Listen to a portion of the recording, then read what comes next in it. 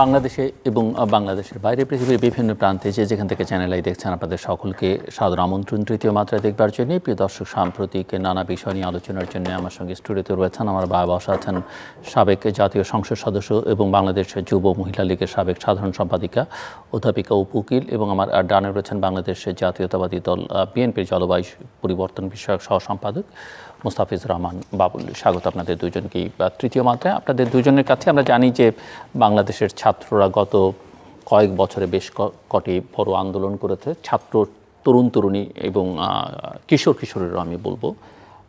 Private ইউনিভার্সিটির স্টুডেন্টরা একবার দেখলাম আমরা ভ্যাট বিরোধী আন্দোলন, তারপরে আমরা কোটা বিরোধী আন্দোলন, তারপরে রোড সেফটির মুভমেন্ট, এবং এবার কোটা, সেই সঙ্গে বৈষম্য বিরোধী আন্দোলন।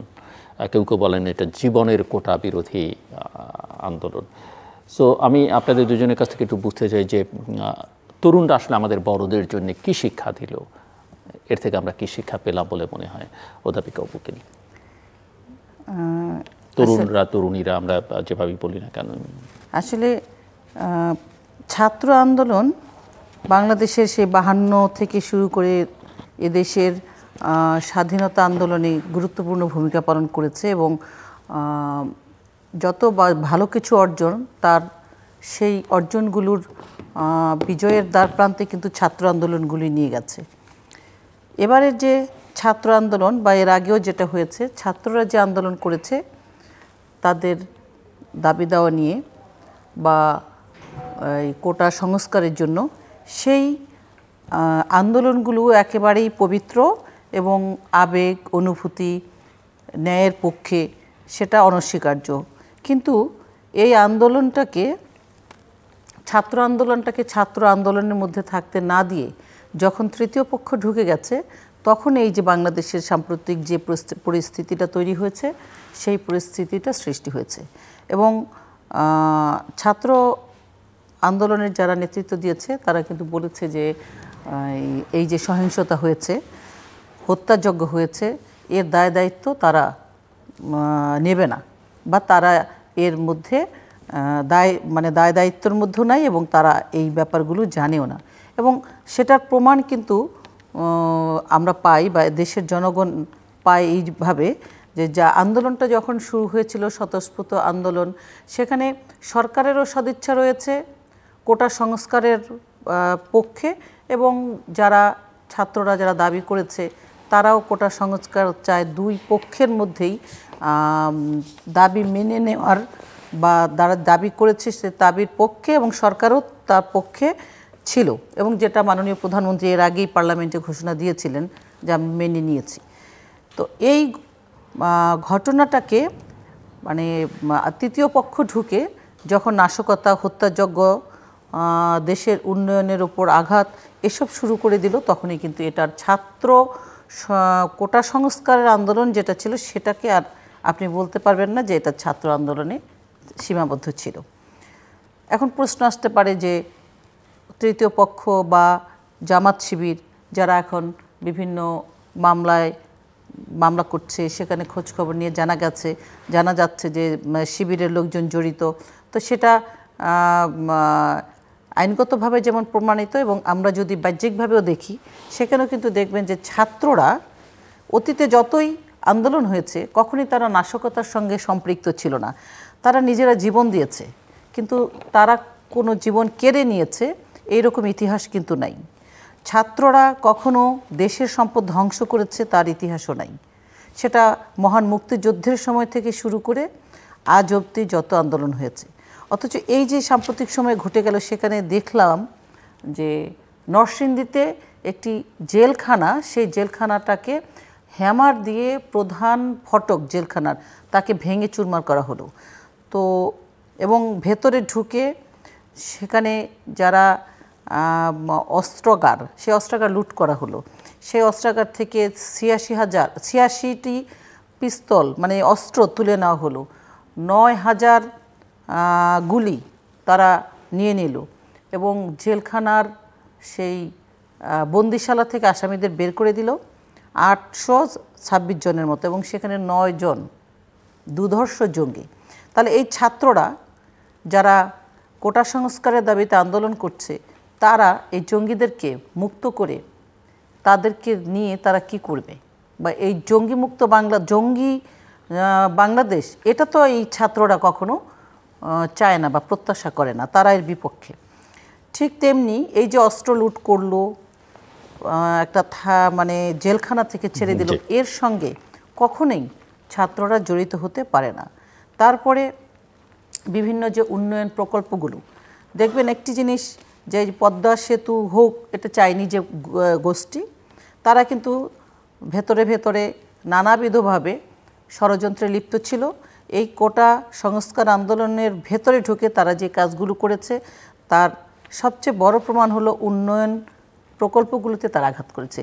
সেতু ভবন, পদ্মা সেতু করেছে সেতু ভবন থেকে, সেই জন্য সেখানে করেছে এলিভেটেড এক্সপ্রেস, মেট্রো রেল, এবং আরেকটি কাজ করেছে যে ইন্টারনেট শাটডাউন করে দেওয়ার জন্য তারা ঢাকা থেকে চট্টগ্রামে 40টা জায়গায় যে কেবল রয়েছে অপটিক্যাল ফাইবারের, সেগুলোকে পুড়িয়ে দিয়েছে। মহাখালীতে তারা ডাটা সেন্টার পুড়িয়ে দিয়েছে। কেন? অর্থনীতিতে ধস নামার জন্য, আমদানি রপ্তানি বন্ধ করার জন্য। এই পরিকল্পনা কোনো দিন ছাত্রদের মাথায় আসতে পারে না, বা সাধারণ জনগণেরও এই ধরনের মানে ধ্বংসাত্মক জিনিসটি তারা নিতে পারে না। কারণ যে উন্নয়ন অগ্রগতি হয়েছে তার সুফল সাধারণ জনগণ ভোগ করছে, ছাত্ররা তাতে আন্তর্জাতিকভাবে দেশকে নিয়ে গর্বিত বোধ করছে, সেখানে তারা কখনই আঘাত করতে পারে না। এরপরে আরেকটি বিষয় দেখবেন, এটা আমি শেষ করে দিচ্ছি, এটা আমি অফলাইনে যে মুভমেন্টটা তার কথা বললাম, কিন্তু অনলাইনে ভার্চুয়ালি যে কাজগুলো করেছে, সেখানে জননেত্রী শেখ হাসিনা, জাতির পিতার কন্যা, মাননীয় প্রধানমন্ত্রী, তাকে নিয়ে যে ধরনের কুরুচিপূর্ণ অশালীন পোস্টগুলো করেছে, এবং সেখানে অনেক পোস্টের মধ্যে একটা লিখেছে, বলেছে যে জুলাই মাসেই 15ই আগস্টের উপহারটা দিয়ে দিব। অর্থাৎ অগাস্ট মাস আসলেই যে তারা শেখ হাসিনাকে হত্যার পরিকল্পনা করে, নাশকতার পরিকল্পনা করে, এবারও হয়তো তাদের সেই অগাস্ট মাস ঘিরে পরিকল্পনা ছিল। তারা ফেসবুকে লিখেছে অগাস্ট মাসের উপহার জুলাইতে দিয়ে দেওয়া হবে, এবং সেটা ভাইরাল করেছে। জননেত্রী শেখ হাসিনাকে তার পিতার কাছে পাঠিয়ে দেওয়া হবে। অফলাইনে যেমন মিটিংয়ের মধ্যে বিএনপি বলে, রাজশাহীর মিটিংয়ে বলেছে যে কবরে পাঠিয়ে দেওয়া হবে, ঠিক তেমনি অফলাইনে জননেত্রী শেখ হাসিনাকে নিয়ে অনলাইনে নানাবিধ অশালীন আচরণ করেছে, এবং এটা কোনোদিনই ছাত্ররা করতে পারে না। এটা অবশ্যই যারা বিগত দিনগুলোতে জাতির পিতার হত্যার সঙ্গে সম্পৃক্ত, জননেত্রী শেখ হাসিনাকে বারবার হত্যা করতে চেয়েছে, সেই জামাত, শিবির, যুদ্ধাপরাধী যে গোষ্ঠী, তারাই আবার এই ছিনতাই করে এই ছাত্রদের আন্দোলনটা এই নাশকতার সঙ্গে সম্পৃক্ত হয়েছে, এবং তারা চেয়েছিল সরকার পতন করে একটি অরাজনৈতিক শক্তিকে, বা তারা তালেবানি কায়দায় রাষ্ট্র পরিচালনার জন্য তারা কাজ করবে। আমি আসবো আবার আপনার কাছে, মিস্টার মোস্তাফিজুর রহমান বাবুল। এরা দুজনেই ছাত্র রাজনীতি করেছেন, নেতৃত্ব দিয়েছেন। আপনি নিজে ছাত্র আন্দোলনের শীর্ষ পর্যায় থেকে নেতৃত্ব দিয়েছেন, তরুণ যখন ছিলেন, যুবক যখন ছিলেন। সো আজকের তরুণরা আসলে কেউ কেউ মনে করেন যে শিক্ষা তরুণ তরুণীরা দিল, সেটা আসলে এর আগে কখনো দেখা যায়নি। এই একটা অভূতপূর্ব পরিস্থিতি। নিঃসন্দেহে অভূতপূর্ব পরিস্থিতি আমরা প্রত্যক্ষ করলাম। বাংলাদেশ আপনার ছাত্র আন্দোলনের দেশ। আমাদের ছাত্র আন্দোলনের একটা গৌরব উজ্জ্বল ঐতিহ্য রয়েছে, এটা কেউ অস্বীকার করব না। 52 ভাষা আন্দোলনের ঐতিহ্য আমাদের সামনে আছে, 62 শিক্ষা আন্দোলন, 69 মহান গণ অভ্যুত্থানের অভিজ্ঞতা আমাদের সামনে আছে, 71 মুক্তিযুদ্ধে আমাদের ছাত্র সমাজের অগ্রণী ভূমিকা আমাদের সবার জানা আছে, এবং সর্বশেষ 82 থেকে 90 এই 9 বছর কাল ধরে সামরিক শাসন, স্বৈরাচারের বিরুদ্ধে, এরশাদ সরকারের বিরুদ্ধে গণতন্ত্রের দাবিতে বীরত্বপূর্ণ ছাত্র আন্দোলনের ইতিহাস, এবং সেই ছাত্র আন্দোলনের পথ ধরে 1990-এ ঐতিহাসিক ছাত্রগণ অভ্যুত্থান সংগঠিত হয়েছে, এবং স্বৈরাচারী এরশাদ সরকারের পতনের মধ্য দিয়ে বাংলাদেশে একটা গণতান্ত্রিক প্রক্রিয়া শুরু হয়েছে, এসবই আমাদের জানা আছে। সর্বশেষ যেই পরিস্থিতির মধ্যে আমরা আছি, জিল্লুর ভাই, আমি অভিভূত। বাংলাদেশের পরিস্থিতি এখানে আবার দুটো আছে। একটা হচ্ছে যেটা অধ্যাপিকা উপুকিল ব্যাখ্যা করলেন, ছাত্রদের একটা পর্ব অংশ বা তিনি যেভাবে বিভাজন করলেন, আরেকটা হচ্ছে এর মধ্যে তৃতীয় পক্ষ বা বিএনপি, জামাত, শিবির। বাংলাদেশের আপনার ছাত্র সমাজ,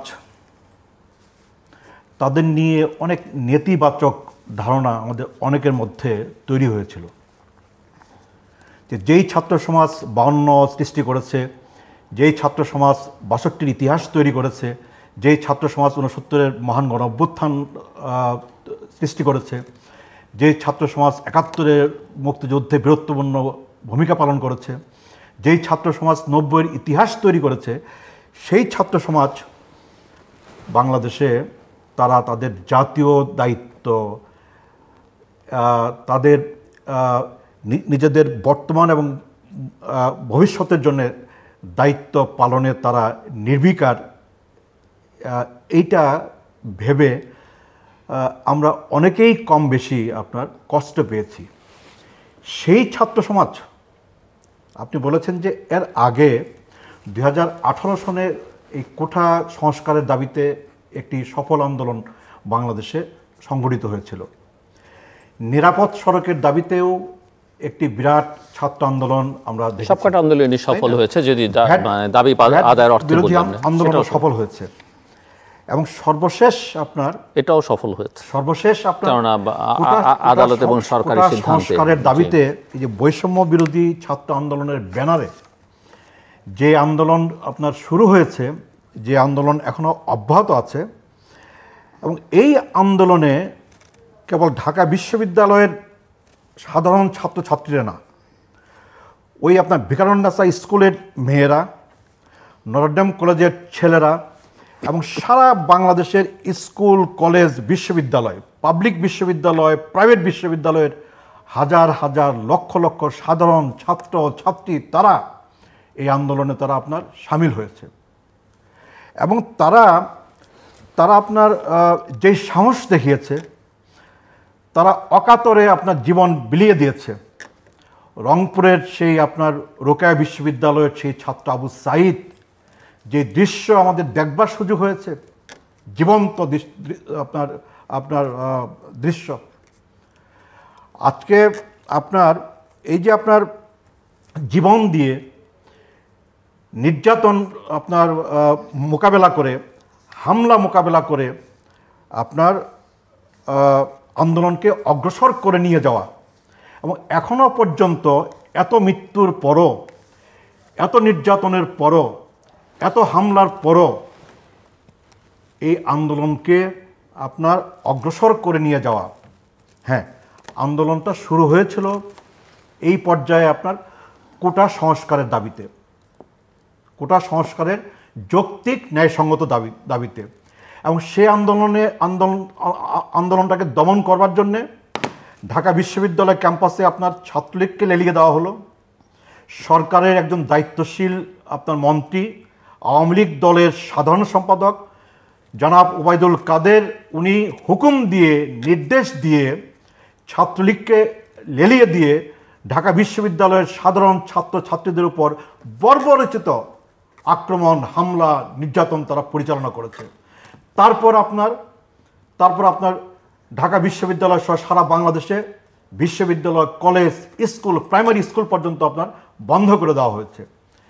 এবং ঢাকা বিশ্ববিদ্যালয় ক্যাম্পাসে আপনার সরকারের আইন শৃঙ্খলা রক্ষাকারী বাহিনী, পুলিশ, ডিবি, র্যাব এবং আপনার বিজেপি, তারা ঢাকা বিশ্ববিদ্যালয় ক্যাম্পাসে আপনার 25শে মার্চের কালো রাত্রিতে ঢাকা বিশ্ববিদ্যালয় ক্যাম্পাস যেভাবে আক্রান্ত হয়েছিল, যেভাবে আক্রমণের শিকার হয়েছিল, ঠিক সেইভাবে আপনার ঢাকা বিশ্ববিদ্যালয় ক্যাম্পাসকে আক্রমণ করে তারা ঢাকা বিশ্ববিদ্যালয় ক্যাম্পাস থেকে ছাত্রছাত্রীদেরকে তারা বের করে দিয়েছে। আপনার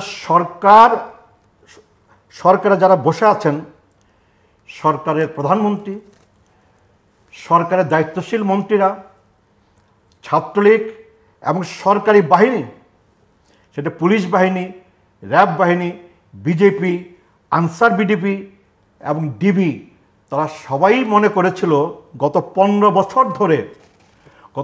বছর ধরে আপনার হামলা করে, আক্রমণ করে, নির্যাতন করে, নির্বিচারে গ্রেপ্তার করে যেমনি করে আন্দোলনকে দমন করা গেছে এবং আন্দোলনকে দমন করার মধ্য দিয়ে বাংলাদেশে গণতন্ত্র প্রতিষ্ঠার যে দাবি, সেই দাবিকে পাশ কাটিয়ে 2014 নির্বাচন, 2018 নির্বাচন, 2024 একতরফা নির্বাচন করা গেছে। তারা মনে করেছিল সেই একই পথ ধরে, একই কৌশল অবলম্বন করে আবারও এই ছাত্রদের এই ন্যায়সঙ্গত, যৌক্তিক, স্বতঃস্ফূর্ত এই আন্দোলনকে দমন করা সম্ভবপর হবে। তারা একবারও আপনার সাধারণ ছাত্রদের যে আপনার মনোভাব, সাধারণ ছাত্রদের যে আবেগ অনুভূতির যে জায়গা, এটাকে তারা বিবেচনায় নিতে পারে নাই। জিল্লুর ভাই, আপনার বারবারই বলা হয় যে তৃতীয় পক্ষ, আপনার আমার কাছে বোধগম্য না। আজ পর্যন্ত ধরুন যে আপনার 15 তারিখ থেকে শুরু করে এই যে 2 সপ্তাহ ধরে, এই যে 15 দিন 16 দিন ধরে যেই ছাত্র আন্দোলন আমরা সারা বাংলাদেশে দেখছি, এইটা নির্দ্বিধায় আমি বলতে পারি এবং আমি এটা বলতে চাই যে এই চলমান ছাত্র আন্দোলনে ঢাকা শহরে কিংবা ঢাকার বাইরে রাজনৈতিক দলের নেতা কর্মীদের অংশগ্রহণ ছিল একেবারেই নগণ্য। কি বিএনপি, কি জামাত শিবির, কি অপরাপর রাজনৈতিক দল, অপরাপর সংগঠন, তাদের অংশগ্রহণ একেবারেই নগণ্য ছিল। মূলত সাধারণ ছাত্রদের স্বতঃস্ফূর্ত অংশগ্রহণ, সাধারণ ছাত্রদের সাহসী অংশগ্রহণ, আর সেই সাথে আপনার যুক্ত হয়েছিল সাধারণ মানুষের একটা অংশগ্রহণ। ঢাকা শহরে আপনি দেখবেন, ঢাকা শহরে বিভিন্ন স্পটে যে লড়াই হয়েছে, যে সংগ্রাম হয়েছে, যে আপনার সহিংস আক্রমণ মোকাবেলার যে আপনার যে চেষ্টা হয়েছে, এই সকল আপনার ক্ষেত্রে দেখবেন যে আপনার সাধারণ ছাত্ররা এবং ছাত্রীদের একটা বিরাট অংশগ্রহণ। এটা অতীতে কখনো হয়নি, কখনই হয়নি। আপনার জিল্লুর ভাই, আমি শেষ করব। 52 ভাষা আন্দোলন, 62, 69, 71, 90 প্রত্যেকটা আন্দোলন ছিল মূলত আপনার ছাত্র সংগঠনগুলোর নেতা কর্মীদের অংশগ্রহণ সমৃদ্ধ। কিন্তু 90 পর্যন্ত কোনো ছাত্র আন্দোলনেই আপনার সাধারণ ছাত্রীদের, একেবারে স্কুলের ছাত্রী, একেবারে বাচ্চা ছেলে মেয়েগুলার এত স্বতঃস্ফূর্ত অংশগ্রহণ এর আগে বাংলাদেশে আমরা কেউ কখনো দেখি নাই। তো এবার হচ্ছে আপনার সেই স্বতঃস্ফূর্ত ছাত্র আন্দোলন, বিকারুন্নেসার সেই মেয়েদের, নটরডেমের সেই ছেলেদের এবং বাচ্চা ছেলেরা, মেয়েরা ঢাকা শহরে এবং সারা বাংলাদেশে তারা এই আন্দোলনে সামিল হয়েছে। তারা ভয় পায় নাই। তারা আপনার জীবন দিয়ে, রক্ত দিয়ে, নির্যাতন ভোগ করে তারা এই চলমান সংগ্রামে তারা আছে এবং তারা থাকবে। অধ্যাপিকা অপুকিল, যে পরিমাণ হত্যাকাণ্ড হয়েছে এবং যারা মারা গেছেন তাদের বয়স, তাদের পরিচয় যদি আমরা দেখি, সেখানে বিএনপি, জামাত তাদের কোনো তেমন পার্টিসিপেশন ছিল, অন্তত এই ক্যাজুয়ালিটিস প্রমাণ করে না। দ্বিতীয় কথা হচ্ছে যেভাবে গ্রেপ্তার করা হচ্ছে, যদিও বিএনপি জামাতের অনেক কিছু নেতাকর্মী গ্রেপ্তার হচ্ছেন, কিন্তু এখন দেখা যাচ্ছে মামলা যাদের হচ্ছে সেটা ওই ছাত্রদের বিরুদ্ধেই, গ্রেপ্তার হচ্ছে ছাত্ররাই, 15, 16, 17, 18 বছরের ছাত্ররা। আর বিএনপি জামাতের যদি এত শক্তি থাকতো তাহলে তো অনেক আগেই তারা অনেক আন্দোলন, অনেকটা মানে সময় বেঁধে দিয়েছে, এর মধ্যে সরকার থাকবে না। তো সরকার তো সময় পার করে এসছে। বরং এইবার সরকারের যতটা, অনেকেই মনে করেন যে এখানে রাজনৈতিক এবং নৈতিক যতখানি বিপর্যস্ত সরকার হয়েছে বা পরাজয় হয়েছে, সেটা এই সাধারণ ছাত্র বা মানুষের কাছে। বিএনপি জামাতকে এই ক্রেডিট কেন দিচ্ছেন? এবং ইতিমধ্যেই জামাত শিবিরকে নিষিদ্ধ করা হচ্ছে, সেটা নিয়ে অনেকে বলেন যে দৃষ্টিটাকে অন্যদিকে নিয়ে যাবার জন্য এটা করা হচ্ছে। যারা সমর্থনও করেন এই নিষিদ্ধকরণ, তারাও বলেন এটা ঠিক যথাযথ সময় হয়নি, এটা অনেক আগেই হতে পারতো, অন্য সময় হতে পারতো, এখন কেন? আচ্ছা, এই যে বাবুল ভাই একটা কথা বললেন না, যে আন্দোলন দমন করেছে 15 বছরে এই সরকার, যে আন্দোলন দমন করে রেখেছে, মানে 15 বছরে বিএনপি জামাতের যে আন্দোলন সেটা দমন করে রেখেছে। আচ্ছা, এখন এই যে 15 বছরে, আমি সেই সাথে আপনার কথাটাও বলছি, এখানে 15 বছরে যে আন্দোলন সংগ্রাম হয়েছে, সেই আন্দোলন সংগ্রামটা কিন্তু কোনো আন্দোলন বিএনপি জামাত যে করেছে এইরকম কোনো কিন্তু আপনি ইস্যু বা কোনো একটা বিষয় নিয়ে করেছে। তার মানে দাঁড়াচ্ছে, আমি যেটা প্রশ্ন করলাম, সামর্থ্য থাকলে তারা করতো না, হ্যাঁ, সামর্থ্য ছিল না, না, অথবা তার ভাষায় দমন পীড়নের কারণে পারেনি, তারা সেটা করে নাই। তারা আন্দোলন করে জনগণকে সম্পৃক্ত করে সরকারের বিরুদ্ধে কিছু করতে পারে নাই। কিন্তু তারা তো 2013-তে নির্বাচন বর্জন করে 14-তে সহিংসতা করেছে। 2013 থেকে শুরু করেছে এবং 14-তে নির্বাচনকে প্রতিহত করার জন্য নির্বাচনে না এসে যে সহিংসতা করলো, নির্বাচন কেন্দ্র পুড়িয়ে দিল, 200 মানুষ হত্যা করলো, পুলিশ প্রশাসন হত্যা করলো, এটা তো বিএনপি জামাত করেছে। এটা আন্দোলন না, সহিংসতা, আগুন সন্ত্রাস। এটা তারা 13, 14, 15 করেছে, 15তে 92 দিন। তো এই যে সহিংসতাগুলো করেছে তারা, এটা এখানে অবশ্যই জামাত শিবির এবং বিএনপি সম্পৃক্ত। সেখানে তো সাধারণ ছাত্ররা ছিল না। ঠিক তেমনি 18-তে আবার নির্বাচনের আগেও কিন্তু তারা সহিংসতা, নির্বাচনকে ঘিরে সহিংসতা করেছে। ঠিক তেমনি হেফাজত যখন আসলো, হেফাজতকে কেন্দ্র করে তারা এই সহিংসতা করার চেষ্টা করেছে। তো তারা যে মানে 15 বছরে আন্দোলন করেনি ঠিকই, কিন্তু সহিংসতা করেছে, গুপ্ত হত্যা করেছে, আন্ডারগ্রাউন্ডে গিয়ে জামাত শিবির মানুষ হত্যা করেছে, ধর্মযাজক হত্যা করেছে, নানাবিধ কর্মকাণ্ডে তারা এই ষড়যন্ত্রগুলোর মধ্যে লিপ্ত ছিল। ঠিক তেমনি 2024-এর এই কোটা সংস্কার আন্দোলনের মধ্যেও তাদের সেই যে সন্ত্রাসী গ্রুপ, তারা সেখানে ঢুকেছে। এবং এরা কারা আমি আগেই বলেছি, জামাত শিবির নিষিদ্ধ করেছে। এটা কারা? এরা যারা বাংলাদেশের স্বাধীনতা চায়নি, সেই গোষ্ঠী। বিশ্বে বিরল কোনো দেশের স্বাধীনতা চায়নি সেই দলটি বাংলাদেশে বা সেই স্বাধীন দেশে রাজনীতি করবে, সেটা করেছে। এবং এই জামাত শিবিরকে জেনারেল জিয়াউর রহমান রাজনীতি করার সুযোগ করে দিয়েছে। তারাই জাতির পিতাকে হত্যার পর 75-এর পর বাংলাদেশের রাজনীতিতে ঢুকেছে এবং বঙ্গবন্ধু কন্যাকে বারবার হত্যা করার চেষ্টা করেছে। এই গোষ্ঠী 2004 সালের 21শে আগস্ট ঘটিয়েছে জননেত্রী শেখ হাসিনাকে হত্যা করার জন্য এবং 19 বার তাকে হত্যা করার জন্য পরিকল্পনা করেছে। এটা আন্দোলন সংগ্রাম না, এটা হচ্ছে হত্যা, ষড়যন্ত্র, সহিংসতা, সন্ত্রাস। এবং এই সন্ত্রাসী দল, এটা আন্তর্জাতিক অপরাধ ট্রাইব্যুনালও তা বলেছে যে এটা একটি অপরাধী সংগঠন। সেই জামাত শিবিরই এটার ভেতরে ঢুকেছে। এখন বলছেন যে এর ভেতরে সাধারণ মানুষ থাকতে পারে। সাধারণ মানুষ কখনই মানুষ হত্যা করতে পারে না। একজন মানুষকে হত্যা করে গাছে ঝুলিয়ে রেখে উল্লাস করা কোনো দিনই সাধারণ মানুষের পক্ষে সম্ভব নয়, যদি সে বিকৃত মানসিকতা না হয়ে থাকে। একজন সাধারণ মানুষ কখনই, পুলিশ অফিসার দায়িত্ব পালন করতে যাচ্ছে, 2জন পুলিশ অফিসার, তাদেরকে ধরে পিটিয়ে হত্যা করে তাদেরকে ফুটওভারের মধ্যে ঝুলিয়ে রাখলো, এটা কি সাধারণ মানুষ করতে পারে? কখনই করতে পারে না। সাধারণ মানুষ কখনই তারা এই একটা উন্নয়ন কর্মকাণ্ডকে পুড়িয়ে দিতে পারে না। বিটিভি ভবন পুড়িয়ে দিবে কেন সাধারণ মানুষ? এটা হতে পারে না। এবার নারী সাংবাদিক, তাকে হত্যা করবে কেন সাধারণ মানুষ? যৌন উৎপীড়ন করেছে, যেটা আমরা হেফাজতের সময় দেখেছি যে নারী সাংবাদিকদেরকে অপমান অপদস্থ করেছে। ঠিক তেমনি এবারও দেখলাম যে নারী সাংবাদিকদের উপর যৌন নিপীড়ন করেছে। এটা অবশ্যই যা আমরা ইতিহাস বলে, অতীত ইতিহাস বলে, জামাত শিবিরের এই কর্মকাণ্ড যেটা, সেটাই এবার তারা করেছে। এবং এই রংপুরের যে আবু সাইদ সহ যারা মানে নিহত হয়েছেন, তাদের আত্মার শান্তি কামনা করছি। তাদের স্বজনরা যে কতটা ক্ষত নিয়ে আছে, সেটা একটা উদাহরণে বোঝা যায়। যে একজন পানি সাপ্লাই দিত এক ভদ্রলোক, তিনি নিহত হয়েছেন। তার শোক সহ্য করতে না পেরে তার স্ত্রী আত্মহত্যা করেছেন। তাহলে স্বজনদের কতটা ক্ষত নিয়ে তারা আছে, যারা নিহত হয়েছেন, সেটা আমরা হয়তো অনুধাবন করতে পারছি না। কিন্তু তাদের এই শোক সারা জীবন বইতে হবে। প্রতিটি মানে আন্দোলনে লাশ চেয়েছে জামাত শিবির। ঢাকা বিশ্ববিদ্যালয়ের ক্যাম্পাসে লাশ চেয়েছে, তারা বলেছে লাশ চাই। সেই লাশের রাজনীতিটাই তারা করেছে। এবং দেখবেন এই যে তাদের ফেসবুকে প্রোফাইলে তারা কি করেছে, জাতীয় পতাকা সবুজ, জমিন লাল গোল বৃত্ত, সেই পতাকার রং পাল্টে দিয়েছে। কেন তারা সাধারণ মানুষ কি তার দেশের সার্বভৌমত্বের প্রতীক জাতীয় পতাকার রং পাল্টে দেবে? কোনোদিনই সেটা তারা করতে পারবে না। সেটা কারা করেছে? অবশ্যই যারা এই দেশের স্বাধীনতা চায় না।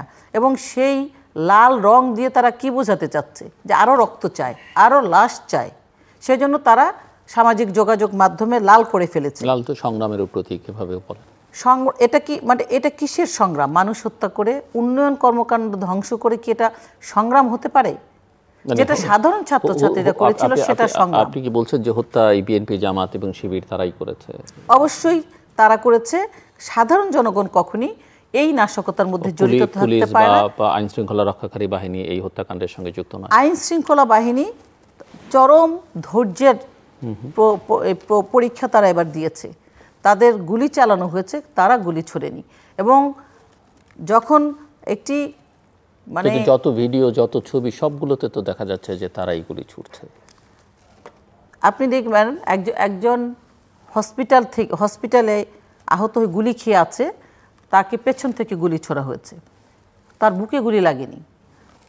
পুলিশ অবশ্যই সামনে ছিল। এরকম অনেকেই আছে তারা যাদের পেছনে গুলি লেগেছে, সামনে গুলি লাগেনি।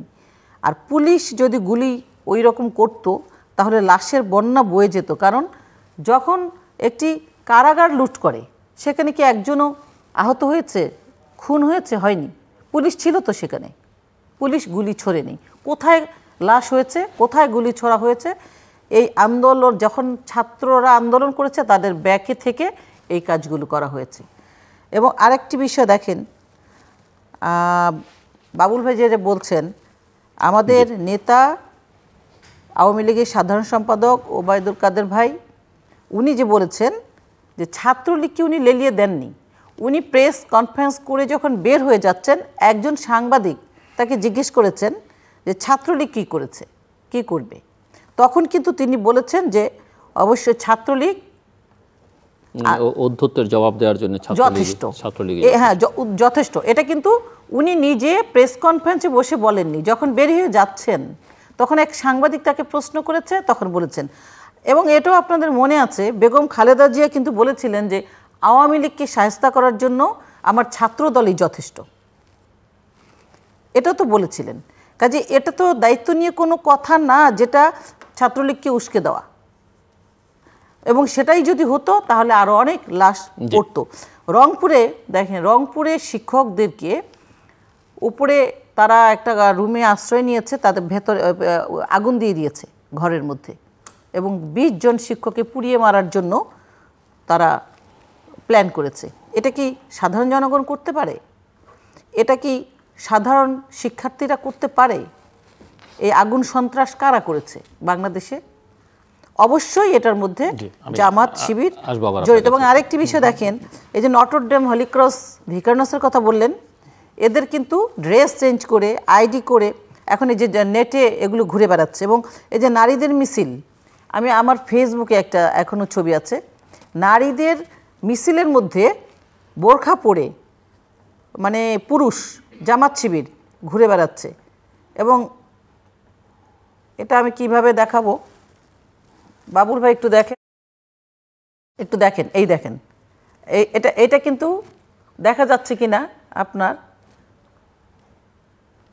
এই যে গোল লাল গোল দেওয়া, সেটা কিন্তু একজন পুরুষ মানুষ নারীদের বোরখার মিছিলে। বড় করে প্রিন্ট দিলে পরে দেখা যেত, আমি আপনাকে পাঠিয়ে দিচ্ছি হোয়াটসঅ্যাপে। তো এইরকম এটা কি সাধারণ ছাত্ররা করবে? সাধারণ জনগণ করবে? বোরখা পরে নারীদের মিছিলটা বড় দেখানোর জন্য ভেতরে ঢুকে যাবে? এই জন্য অবশ্যই এরা ছাত্র, এরা শিবির, এবং এদের একটাই টার্গেট, সেটা হচ্ছে সরকার পতন করে আফগানি স্টাইলে তারা বাংলাদেশটাকে চালাবে। মোস্তাফিজুর রহমান বাবুল। জিল্লুর ভাই, সাম্প্রতিক আন্দোলনে, চলমান আন্দোলনে সংবাদপত্রের হিসেব মতে অন্তত 103 তারা আপনার মৃত্যুবরণ করেছেন। এদের মধ্যে ছাত্র এবং এদের মধ্যে আপনার সাধারণ মানুষ, এদের মধ্যে শিশু, 4 বছরের শিশু, 6 বছরের শিশু, 11 বছরের শিশু, 15 বছরের মেয়ে, এরা মৃত্যুবরণ করেছেন। সারা বাংলাদেশে আপনার 10 সহস্রাধিক মানুষ তারা আপনার গ্রেপ্তার, হাসপাতালে তারা আপনার চিকিৎসা নিচ্ছেন এবং তারা আপনার মৃত্যুর সাথে পাঞ্জা লড়ছেন। সারা বাংলাদেশে গ্রেপ্তার 10 সহস্রাধিক। ঢাকা শহরে আপনার গ্রেপ্তার প্রায় 3000 এবং এই গ্রেপ্তারকৃতদের মধ্যে 87% হচ্ছে আপনার সাধারণ মানুষ। বিএনপি স্থায়ী কমিটির সদস্য থেকে শুরু করে বিএনপি নানা পর্যায়ের নেতা কর্মী, তাদের সংখ্যা 269, জামাতের সংখ্যা হলো 73, আর বাদবাকি সবাই হচ্ছে আপনার সাধারণ মানুষ। প্রতিদিনই রাতের বেলায় হেলিকপ্টার ব্যবহার করে এবং ব্লক রেড দিয়ে আপনার পাড়ায় পাড়ায় বাসায় বাসায় আপনার হানা দিয়ে আপনার এই গ্রেপ্তার অভিযান পরিচালিত হচ্ছে আর কি। এখন আপনার এই যে আপনার সংবাদপত্রের তথ্য মতে যে 103 ছাত্র এবং সাধারণ মানুষ তারা যে আপনার মৃত্যুবরণ করলো, এইটা তো আপনার কারো অজানা না। এইটা আপনার মিডিয়ার মাধ্যমে, এবং মিডিয়াকে আমি ধন্যবাদ দিই, ইলেকট্রনিক মিডিয়া, প্রিন্ট মিডিয়াকে আমি ধন্যবাদ দিই যে এই চলমান সংগ্রামে, চলমান এই ন্যায্য আন্দোলনে প্রিন্ট মিডিয়া, ইলেকট্রনিক মিডিয়া আপনারা সাহস করে আপনাদের জাতির প্রতি আপনাদের দায়িত্ব আপনারা পালন করেছেন, তার জন্য আপনাদেরকে ধন্যবাদ। এবং প্রিন্ট মিডিয়ার মাধ্যমে, ইলেকট্রনিক মিডিয়ার মাধ্যমে সারা দেশের মানুষের জানবার সুযোগ হয়েছে, সারা দুনিয়ার মানুষের জানবার সুযোগ হয়েছে যে আপনার সরকারের আইন শৃঙ্খলা রক্ষাকারী বাহিনী, পুলিশ বাহিনী, ডিবি, আপনার র্যাব, বিজেপি এবং সর্বশেষ সরকার যখন পুরোপুরি ব্যর্থ হয়ে গেল আপনার গত শুক্রবার দিন, আপনার সরকার যখন আপনার এই আইন শৃঙ্খলা রক্ষাকারী বাহিনী দিয়ে এই ন্যায়সঙ্গত আন্দোলনকে দমন করতে পুরোপুরি ব্যর্থতার আপনার পরিচয় দিল, তখনই কেবল গদি রক্ষা করবার জন্যে, শেষ রক্ষা করবার জন্যে বাংলাদেশে আপনার কারফিউ আপনার জারি করা হলো এবং আপনার আমাদের সেনাবাহিনীকে মোতায়েন করা হলো। এবং আপনি দেখবেন এই 1 সপ্তাহ ধরে আপনার এই আইন শৃঙ্খলা রক্ষাকারী বাহিনী, যাদের নাম আমি বললাম, সারা দুনিয়ার মানুষ তারা প্রত্যক্ষ করেছে যে এই আইন শৃঙ্খলা রক্ষাকারী বাহিনী তারা নির্বিচারে আপনার গুলি চালিয়ে এই যে আপনার শত শত আপনার ছাত্র, সাধারণ মানুষকে তারা, নানা বয়সের মানুষকে তারা হত্যা করেছে এবং হাজার হাজার মানুষকে তারা আপনার আহত করে হাসপাতালে পাঠিয়েছে। এত হত্যাযোগ্য, এত নির্মমতা, এত বর্বরতা বাংলাদেশের ইতিহাসে এর আগে কখনই আপনার কেউ আপনার প্রত্যক্ষ করে নাই। জিল্লুর ভাই 82 থেকে 90 এই 9 বছর ছাত্র আন্দোলনের আমি কর্মী ছিলাম, ছাত্র আন্দোলনে আমি নেতা ছিলাম। এই 9 বছরের সর্বসাকল্যে 100 জনকেও আপনার জীবন দিতে হয় নাই। 83 14ই ফেব্রুয়ারি থেকে শুরু করে 90-এর 4 ডিসেম্বরের সেই ছাত্র গণ অভ্যুত্থান পর্যন্ত এই 9 বছরে সর্বসাকল্যে 100 জন ছাত্র রাজনৈতিক কর্মীকেও, জনতাকেও আপনার জীবন দিতে হয় নাই। মাত্র 7 দিনের মধ্যে এই বর্তমান সরকারের শাসন আমলে নির্বিচারে আপনার গুলি করে আপনার ঢাকা শহরে এবং সারা বাংলাদেশে এই নিরস্ত্র, নিরপরাধ, নিরহ, শান্তিপ্রিয় ছাত্র ছাত্রী সাধারণ মানুষকে আপনার হত্যা করা হলো আর কি। এখন এই পরিবেশ, এই পরিস্থিতিটাকে আপনার অনুধাবন না করে, বিবেচনায় না নিয়ে যদি আমি আপনার তৃতীয় পক্ষ আবিষ্কারের চেষ্টা করি, যদি আমি ষড়যন্ত্র আবিষ্কারের চেষ্টা করি, যদি আমি আবারও সেই পুরনো ইতিহাস, সেই পুরনো পেঁচাল যদি আমি আপনার এই আলোচনার টেবিলে নিয়ে আসি, তাহলে দাদা এখন কি করতে হবে জিল্লুর ভাই, সেটা খুব দুঃখজনক হবে। এখন কি করতে হবে? এই আন্দোলনটা দেখেন, কোটা সংস্কারের দাবিতে যে আন্দোলন, বৈষম্য বিরোধী ছাত্র আন্দোলনের ব্যানারে যে আন্দোলন, হাইকোর্টের রায়ের বিরুদ্ধে যে আন্দোলন, তাই তো? এবং সর্বশেষ অ্যাপিলেট ডিভিশনে গিয়ে কিন্তু আপনার হাইকোর্টের সেই রায়কে বাতিল করা হয়েছে এবং আপনার কোটা সংস্কারের যে দাবি, সেই দাবিকে কিন্তু আপনার পূরণ করা হয়েছে। যেটা আপনি বললেন যে এবারের কোটা সংস্কার দাবিতে যে ন্যায়সঙ্গত, যে ন্যায্য আন্দোলন, সে আন্দোলনও বিজয় অর্জন করছে, তাই তো বললেন। বাট এই আন্দোলন করতে গিয়ে এই যে 3 শতাধিক আপনার বেসরকারি হিসেবে তো আপনার মৃতের সংখ্যা সহস্রাধিক, এই যে আপনার সহস্রাধিক যারা সেটা তো বেসরকারি হিসেব নিয়ে ওইভাবে বলা যাবে না, এই যে আপনার সহস্রাধিক প্রমাণ ছাড়া কোনো কথা বলতে পারি না। সহস্রাধিক আপনার নারী পুরুষ শিশু যারা এখনো হাসপাতালে যারা কাতরাচ্ছে, এত রক্তক্ষয়, এত এত প্রাণহানি, এত নৃশংসতা, এত বিভৎসতা। আচ্ছা, এই আন্দোলনটা এখন আপনার কেবল কোটা সংস্কারের আপনার দাবির মধ্যে কিন্তু আপনার সীমাবদ্ধ না।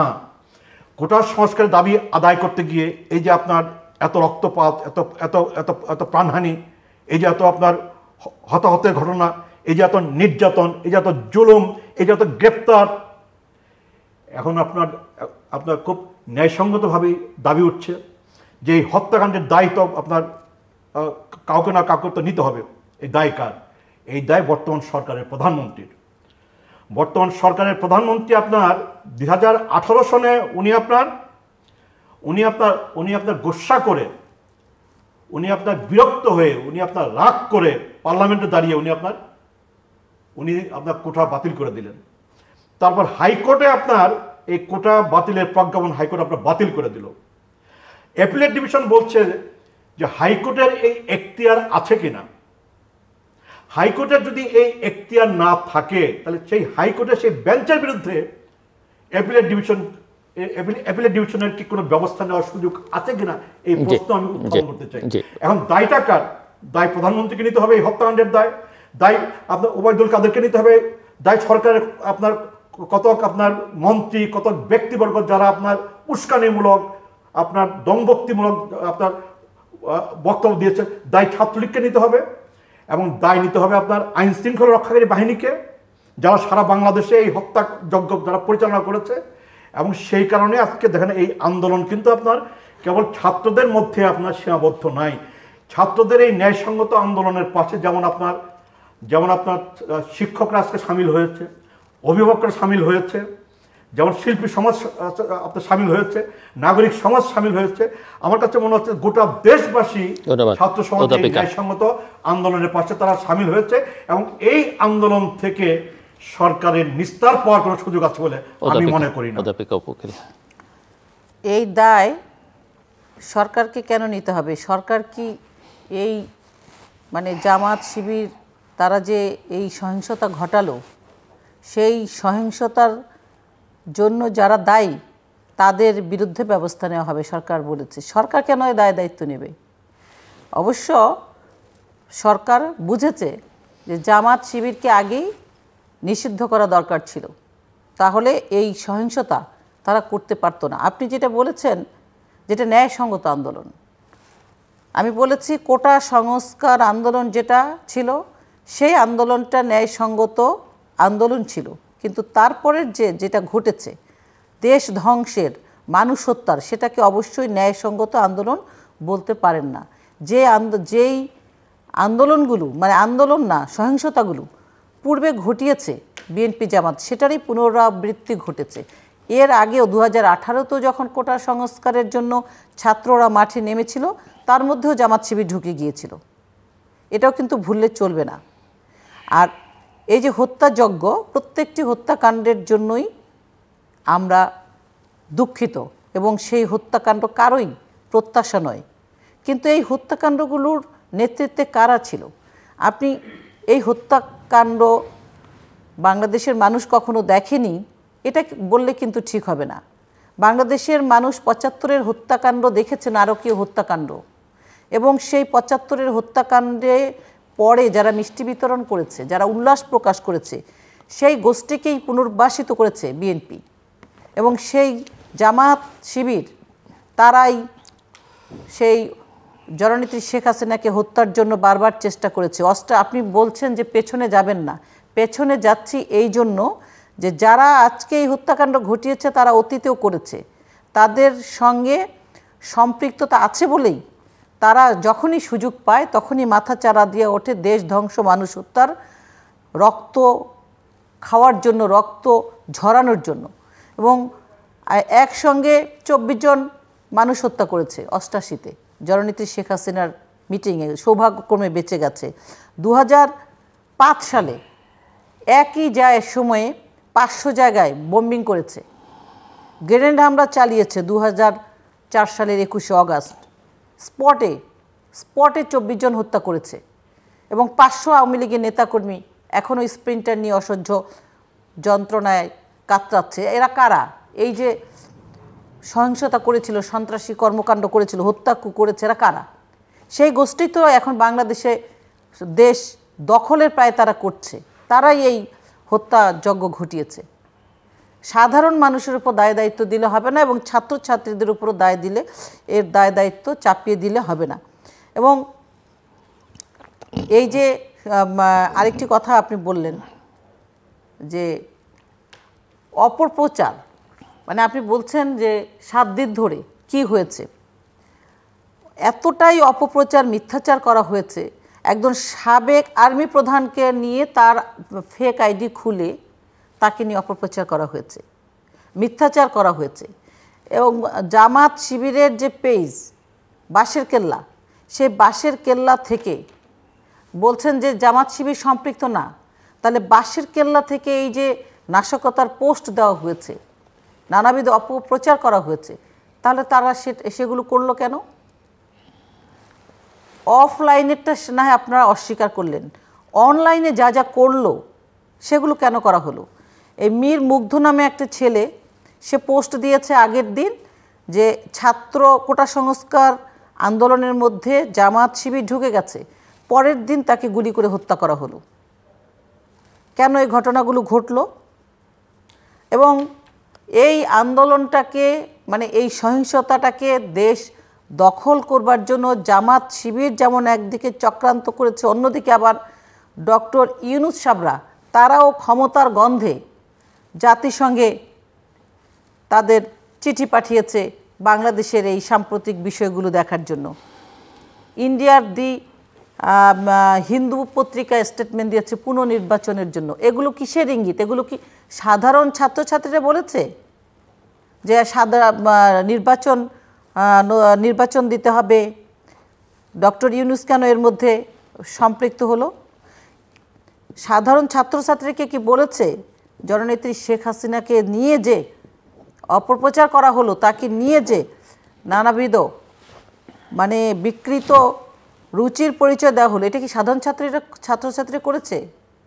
তারা তো করতে পারে না। শেখ হাসিনাকে হত্যা করতে চায়। এই যে পোস্টগুলো মানে বিভিন্ন সামাজিক যোগাযোগ, ইউটিউব, ফেসবুক, টুইটার এগুলোর মধ্যে ভরে গেল, তো সাধারণ ছাত্রছাত্রীরা এবং সাধারণ মানুষ তারা কি চাইবে যে শেখ হাসিনাকে মানে হত্যা করার জন্য ষড়যন্ত্র কি তারা করতে পারে? করবে? কখনই না।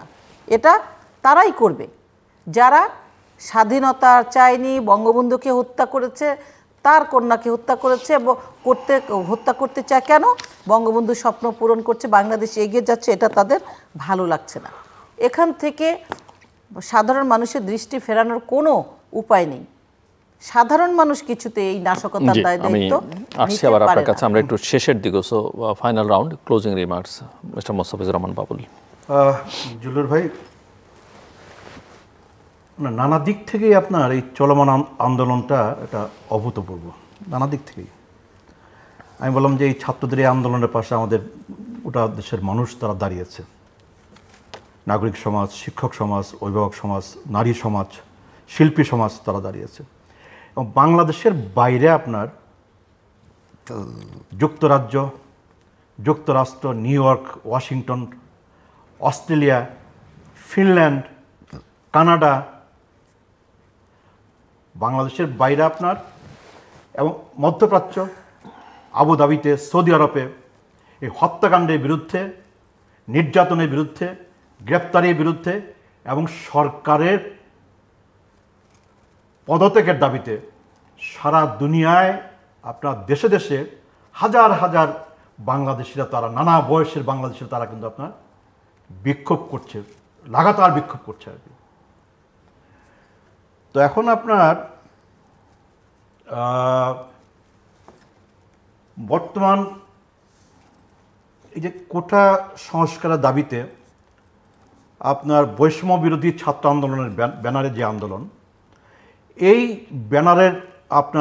ব্যানারের যারা আন্দোলন করছে তাদের পক্ষ থেকে আপনার 9 দফা দাবি উত্থাপন করা হয়েছে এবং শুরু থেকে তারা কিন্তু সরকারের বিরুদ্ধে কোনো বক্তব্য তারা কিন্তু দেয় নাই। তাদের বক্তব্য ছিল যে কোটার আপনার যৌক্তিক ন্যায়সঙ্গতটা সংস্কার করতে হবে এবং পর্যায়ক্রমে এই হত্যাকাণ্ড, এই নির্যাতন, এই গ্রেপ্তার, এই জুলুমের প্রেক্ষাপটে তারা এখন 9 দফা দাবি জাতির সামনে হাজির করেছে। আর আমরা মনে করি যে এই ছাত্র সমাজকে এই 9 দফা দাবি পূরণ করা ছাড়া এই ছাত্র সমাজকে শিক্ষা প্রতিষ্ঠানে ফিরিয়ে নিয়ে যাওয়া, ঘরে ফিরিয়ে নিয়ে যাওয়ার কোনো সুযোগ এটা আছে বলে এটা আমি মনে করি না। সেই সাথে যে বর্তমান যে ছাত্র আন্দোলন, শিক্ষা প্রতিষ্ঠানে যাওয়ার তো সুযোগ নাই, শিক্ষা প্রতিষ্ঠান বন্ধ, যাবে কিভাবে? তো শিক্ষা প্রতিষ্ঠানে ফিরিয়ে নেওয়ারও কোনো সুযোগ নেই। এই 9 দফা দাবি, এই দাবিকে আমলে নিতে হবে। 9 দফা দাবি পূরণ করতে হবে। পূরণ করার মধ্য দিয়েই কেবল শিক্ষা প্রতিষ্ঠানে ফিরে যাওয়ার একটা পরিবেশ তৈরি হতে পারে এবং তারপরে শিক্ষা প্রতিষ্ঠানে যাওয়ার প্রশ্নটা আমাদের আসবে আর কি। এর বাইরে বর্তমান যে পরিস্থিতি তৈরি হয়েছে, এই পরিস্থিতিটাকে বিচ্ছিন্নভাবে দেখার কোনো সুযোগ নাই। যে বাংলাদেশে কোটা সংস্কারের দাবিতে আমাদের ছাত্র সমাজ যেমন আন্দোলন শুরু করেছে, এই আন্দোলনের সাথে কিন্তু যুক্ত হয়েছে সাধারণ মানুষ। সেই সাধারণ মানুষের মধ্যে কিন্তু নানা ক্ষোভ আছে, বঞ্চনা আছে, তাদের গণতান্ত্রিক অধিকারের প্রশ্ন আছে, দুর্নীতি, লুটপাট, বিদেশে অর্থ পাচারের ব্যাপার আছে, দ্রব্যমূল্যের ব্যাপার আছে, নির্যাতন নিপীড়নের ব্যাপার আছে। এই সকল যে বঞ্চনা, দুঃখ, কষ্ট, এই সব কিছু কিন্তু আজকে এই ছাত্র আন্দোলনের সাথে কিন্তু সম্পৃক্ত হয়ে গেছে গিয়ে। এবং সে কারণেই মনে করি যে বাংলাদেশে যারা ক্ষমতায় বসে আছে এদের কোনো জবাবদিহিতা নাই, এদের জনগণের প্রতি কোনো দায়বদ্ধতা নাই। কারণ এরা জনগণের ভোটে নির্বাচিত না, এবং জনগণের ভোটে নির্বাচিত না বলেই এদের কোনো জবাবদিহিতা নাই জনগণের কাছে, মানুষের কাছে কোনো দায়বদ্ধতা নাই। এবং সে কারণেই এরা জোর জবরদস্তি করে, যেমনি করে ক্ষমতায় বসে আছে, আর জোর জবরদস্তি করে মেরে কেটে এরা শেষ পর্যন্ত ক্ষমতায় টিকে থাকতে চায় আর কি। আর ব্যাপারটা হচ্ছে কাজে আমার শেষ কথাটা হলো এই যে বর্তমান যে সংকট, এই সংকটের একটা স্থায়ী সমাধান দরকার, এই সংকটের একটা টেকসই সমাধান দরকার। এই স্থায়ী সমাধান, টেকসই সমাধানের জন্য বাংলাদেশে বর্তমান অবৈধ সরকার, এই 2024-এর এই দামি ভোটে নির্বাচিত, জনগণকে ভোট থেকে বঞ্চিত করে যে সরকার জোর জবরদস্তি করে ক্ষমতায় বসে আছে, এই সরকারকে বর্তমান পরিস্থিতি এটাকে বিবেচনায় নিয়ে, এটাকে আমলে নিয়ে তাকে পদত্যাগ করতে হবে এবং পদত্যাগ করে একটা নির্দলীয় নিরপেক্ষ সরকার অধীনে অবাধ নিরপেক্ষ নির্বাচনের মধ্য দিয়ে একটি জবাবদিহিমূলক, একটি নির্বাচিত, একটি দায়বদ্ধ সরকার কায়েম করতে হবে, যে সরকার ছাত্র সমাজ এবং জনগণের দাবি পূরণ করবে।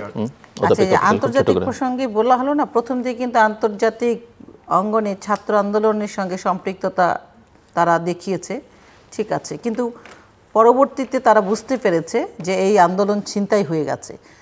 ডয়েসে ভেলের এশিয়া বিভাগের প্রধান দেবারতী গুহ বলেছে যে উনি নিজে থেকে বললেন যে আমিও বিশ্বাস করি যে এখানে তৃতীয় পক্ষ ঢুকে গেছে, এবং বলছে যে তৃতীয় পক্ষটা কে আমি বলতে পারি না, তবে তদন্তের মাধ্যমে সেটা বেরিয়ে আসবে। আন্দোলনকারীর ছাত্ররাও বলেছে তারা এই ধরনের সহিংসতার সঙ্গে সম্পৃক্ত নয়, এবং উনি বললেন যে এটা খুবই দুঃখজনক যে শান্তিপূর্ণ একটি আন্দোলন নিয়ন্ত্রণের বাইরে চলে গেল। এটা কিন্তু এখন বিভিন্ন দেশে যারা, এবং আমাদের মাননীয় প্রধানমন্ত্রী কিন্তু বলেছেন, জাতিসংঘকে আহ্বান জানিয়েছেন তদন্ত করার জন্য, তদন্তে কিন্তু বেরিয়ে আসবে যে, এবং আসতে শুরু করেছে, টেকনিক্যাল সাপোর্ট চেয়েছেন, আসতে অলরেডি শুরু করেছে। আন্তর্জাতিক অঙ্গনে এখন এই যে যারা সহিংসতা করেছে তাদের বিরুদ্ধে কিন্তু মুভমেন্ট শুরু হয়েছে। শিল্পী সমাজ রাস্তায় ছিল এই সহিংসতার বিরুদ্ধে, আজকেও ছিল, আজকেও শিল্পী সমাজরা দাঁড়িয়েছে যে টেলিভিশন ভবনে কেন আঘাত করা হলো, কারা আঘাত করেছে তার বিচার চাইতে। আচ্ছা, এবার দেখেন ছাত্র আন্দোলন, মানে এই যে বলছেন যে ছাত্ররা 9 দফা দিয়েছে, তারা আছে, এরা কিন্তু বুঝতে পেরেছে যে তাদেরকে ব্যবহার করে অন্ধকারের কারা ঝিল ছুটতে চায়, এবং তারা কিন্তু এটা করতে দেবে না, বুঝে গেছে বলেই তারা গুটিয়ে নিয়েছে এবং তাদের দাবি তারা আদায় করেছে, দাবি তাদের পেয়েছে, কাজে তারা আর কারো মানে খেলার গুটি হবে না। এটা যতই প্রত্যাশা করুক না কেন কেউ, এটা হবে না। জোর করে কোনো দিন ক্ষমতায় থাকা যায় না। বাবুল ভাই ছাত্র নেতা ছিলেন। জনগণের শক্তি অনেক বড় শক্তি, জনগণ চাইলেই ক্ষমতায় থাকা যায়। কাজে টকশোতে বসে মুখের জোরে বলতে পারেন যে নির্বাচিত নন, ভোটে না এসে নির্বাচিত নন কি কয়টা ভোট পেলেন সেই হিসাব করাটা আমি মনে করি যে এটার কোনো সুযোগ নাই। নির্বাচনে এসে প্রমাণ করতে হবে যে আমি কত ভোট পেয়েছি, এই দল কত ভোট পেয়েছে। আর টেকসই সমাধান যেটা চান সেটা কি, এই সরকার কি করতে হবে, পদত্যাগ করতে হবে। এই সরকার পদত্যাগ করে কি করবে, বিএনপি জামাতকে ক্ষমতায় বসাবে, নাকি 1-11-এর মতো অনির্বাচিত আরেকটি সরকারকে ক্ষমতায় বসাবে, যারা দেশ ধ্বংস করেছে, জঙ্গিবাদ সৃষ্টি করেছে, শেষ করে আনতে হবে, লুটপাট করেছে, সেইখানে মানে জনগণ কি পদত্যাগ করে তাদের বসাবে? তাহলে এই যে প্রত্যাশাটা করা যে টেকসই সমাধান চান, সেই টেকসই সমাধানটা করার জন্য তারা ক্ষমতায় বসার জন্য পথটা চায়, সেটা কি এতই সহজ? জনগণ চাইতে হবে, এবং জনগণ চাইতে হলে জনগণের জন্য কি করেছেন, বিগত দিনে কি করেছেন তারও হিসাবটা জনগণ চাইবে। তাছাড়া তো ছাত্র আন্দোলনের উপর ভর করে টেকসই সমাধান ক্ষমতায় যাওয়ার পথ খুঁজে পাওয়া যাবে না, সেটা অবশ্যই কঠিন। সেখানে যেতে হলে অবশ্যই জনগণের কাছে যেতে হবে, এটাই হচ্ছে মূল সমীকরণ। এর বাইরে কোনো কিছু মানে অন্ধকারে হাতড়ে অন্ধকারে ঢিল ছুঁড়ে সেটা করা যাবে না।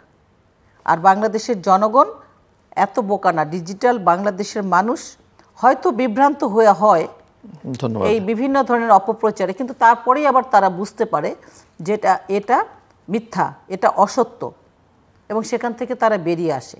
যেমন এখন দেখেন পরিস্থিতি স্বাভাবিক হয়ে গেছে, মানুষ বুঝতে পারছে যে কিভাবে ক্ষমতা দখলের জন্য এই মানুষগুলোকে হত্যা করা হয়েছে, কিভাবে একটি দেশকে ধ্বংস করার, উন্নয়ন কর্মকাণ্ডকে ধ্বংস করার জন্য ষড়যন্ত্র করা হয়েছে। দর্শক, অনুষ্ঠানের শেষ প্রান্তে আমরা সামাজিক যোগাযোগ মাধ্যম ফেসবুক এবং এক্সের তৃতীয় মাত্রা লাইভ স্ট্রিম হচ্ছে, এটা ইউটিউবে হচ্ছে, আপনারা দেখতে পারেন। টেলিভিশনের পর্দায় দেখতে না পারলে যে কোনো সময় যে কোনো স্থান থেকে ইউটিউবে তৃতীয় মাত্রা চ্যানেলটি সাবস্ক্রাইব করে পর্ব বা পুরোনো পর্বগুলো আপনারা দেখতে পারেন। মিস্টার মোস্তাফিজুর রহমান বাবুল এবং অধ্যাপিকা উপুকে অসংখ্য ধন্যবাদ এই আলোচনা অংশ নেওয়ার জন্য। দর্শক, আমার দুই অতিথি, দুইজন রাজনীতিক, তারা বিতর্ক করেছেন, কিন্তু ছাত্রদের এই আন্দোলন অভূতপূর্ব, তাদের আন্দোলনের যৌক্তিকতা প্রমাণিত হয়েছে আদালত কর্তৃক এবং সরকার কর্তৃক, এবং এটাকে তারা কোথায় নিয়ে যেতে চায়, আদৌ চায় কিনা সেটা দেখবার জন্যে। কারণ আমরা তরুণদের যতটা পোকা ভাবতাম, যতটা দেশ সম্পর্কে সচেতন না ভাবতাম, বা যাই ভাবতাম না কেন, সেটা তারা প্রমাণ করেছে যে আসলে তারা তা নয়। কাজেই সামনের দিনগুলোতে কি হবে না হবে সেটার ভার আমরা তাদের উপরই আপাতত ছেড়ে দিই, দেখি তারা কি করে, কোথায় যায়, আদৌ কিছু করে কি না, তারা কি সরকার যেই বয়ান হাজির করছে সেটার পক্ষে, নাকি বিরোধীরা বা অন্যরা যে বয়ান দিচ্ছে তার পক্ষে, সেটা দেখবার জন্য আমাদের আরও কিছুদিন অপেক্ষা করতে হবে। অপেক্ষায় থাকলাম, তবে আর যেন একটি জীবনও না ঝরে, কোনো মানুষ যেন আহত না হয়, কোনো মানুষ যেন নিপীড়ন নির্যাতনের শিকার না হয়, এবং সরকারের ভাষায় যেন অন্য কোনো পক্ষ দ্বারাও তারা কোনো পরিস্থিতির শিকার না হয়, অর্থাৎ তাদের যে জানমালের কোনো ক্ষতি না হয়, সেই দিকগুলোর দিকে সবারই নজর থাকবে, গোটা বিশ্বেরও নজর আছে। এবং আমরা আমাদের ভবিষ্যৎটা না হয় আপাতত আমাদের ভবিষ্যৎদের হাতে ছেড়ে দিই, অর্থাৎ তরুণদের হাতে ছেড়ে দিই। আমাদের সঙ্গে থাকবার জন্য অসংখ্য ধন্যবাদ, আপনাদের সবার জন্য শুভকামনা।